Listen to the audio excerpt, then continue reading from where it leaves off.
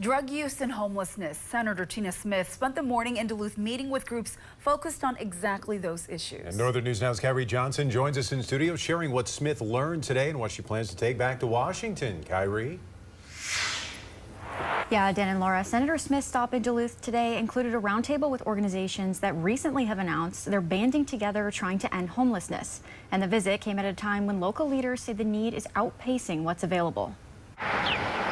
Sometimes it feels like there's so many issues and so many challenges that there aren't solutions, that we don't know what to do.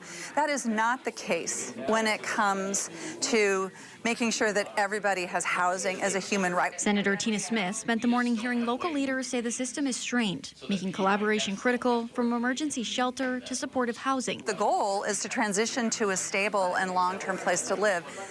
I have not seen very many outstanding collaborations like the one that I heard about today. Smith pointed to the new triage-style partnership between 3 Duluth nonprofits, Union Gospel Mission, Damiano, and Chum, and she says seeing it firsthand helps her make the case in Washington. I think that there are just a lot of people in the Senate that don't fully understand how it is that somebody finds himself in a situation where they don't have a bed at night. To hear the senator say that she has been impressed and has taken lessons learned from the Duluth experience and taking that to Washington is incredibly gratifying. Local leaders say Smith's visit matters, especially as funding uncertainty grows. And when it comes to housing, Smith says she is growing optimism. This is not a Republican or Democratic issue. It is an American issue. I see my colleagues actually taking action to try to pass legislation that would help that.